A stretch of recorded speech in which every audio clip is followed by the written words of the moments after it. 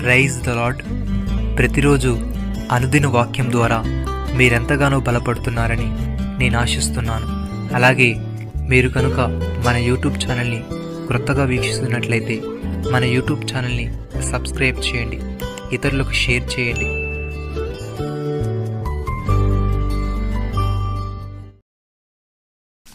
నీ దేవుడిని యెహోవా నీ చేతి పనులన్నిటి విషయంలోనూ, నీ గర్భఫల విషయంలోనూ, నీ పశువుల విషయంలోనూ, నీ భూపంట విషయంలోనూ నీకు మేలగునట్లు నేను వర్ధిల్లజేయను.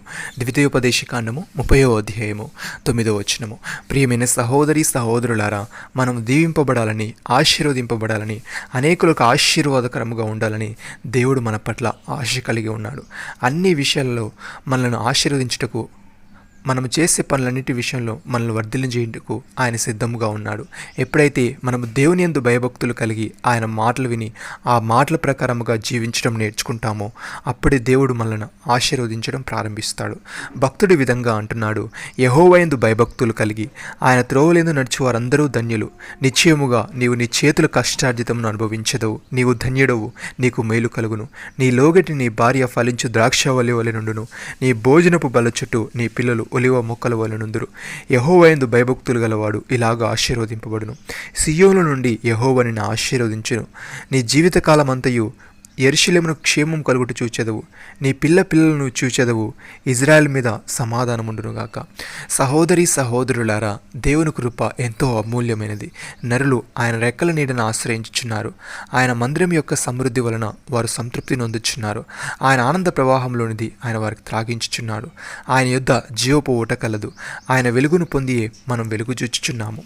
యేసయ్య విధంగా అంటున్నాడు, తండ్రి నన్ను ఎలాగూ ప్రేమించెనో నేనును మిమ్మల్ని అలాగూ ప్రేమించుతిని. నా ప్రేమయందు నిలిచియుండుడి. నేను నా తండ్రి ఆజ్ఞలు గైకొని ఆయన ప్రేమయందు నిలిచియున్న ప్రకారము మీరును నా ఆజ్ఞలు గైకొని ఎడల నా ప్రేమయందు నిలిచియుందురు.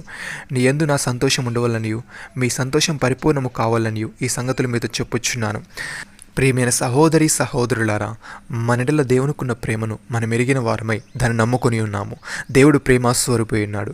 ప్రేమ ఎందు నిలిచియుండువాడు దేవుని ఎందు నిలిచియున్నాడు. దేవుడు వాని ఎందు నిలిచియున్నాడు.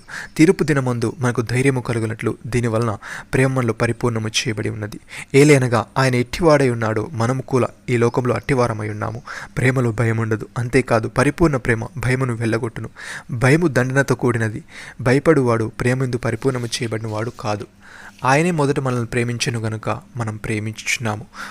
సహోదరి సహోదరులారా, మీరు క్రీస్తుతో కూడా లేపబడిన వారైతే పైనున్న వాటిని వెతకుడి. అక్కడ క్రీస్తు దేవుని కుడి పార్శ్వంలో కూర్చుండి ఉన్నాడు. పైనున్న వాటి మీదే కానీ భూ సంబంధం వాటి మీద మనసు పెట్టుకొనకుడి. ఏలైనగా మీరు మృతి పొందితిరి, మీ జీవము క్రీస్తుతో కూడా దేవుని యందు దాచబడి ఉన్నది. మనకు జీవమై ఉన్న క్రీస్తు ప్రత్యక్షమైనప్పుడు మనమును ఆయనతో కూడా మహిమయందు ప్రత్యక్షపరచబడదుము.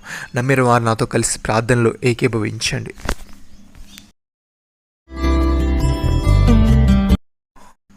మమ్మల్ని మిక్కిలిగా ప్రేమిస్తున్న మా ప్రియ పరలోకపు తండ్రి, నీవు మాకిచ్చిన ఆత్మ సంబంధమైన ప్రతి ఒక్క ఆశీర్వాదాన్ని బట్టి నీకు స్తోత్రములు తండ్రి. మేము అన్ని విషయములలో ఆశీర్వదింపబడుటకు, అన్ని విషయములలో మమ్మల్ని వర్ధిల్లింపచేయుటకు నీవు చాలు వాడవు గనుక నీకు స్తోత్రములు చెల్లిస్తున్నాం. దేవా, మేము నీ యందు భయభక్తులు కలిగి నీ త్రోవలందు నడుచుకుంటూ నీ ప్రేమను నిలిచుండులాగున మాకు సహాయము దయచేయమని, మేము దృశ్యమైన వాటిని చూడక అదృశ్యమైన వాటిని నిదానించి చూడుటకు కృపచూపమని, మీరు మాకు ఇచ్చిన గొప్ప రక్షణ భాగ్యమును బట్టి మీకు వందనాలు చెల్లిస్తూ ప్రభువైన యేసుక్రీస్తు నామములో ప్రార్థిస్తున్నాము తండ్రి.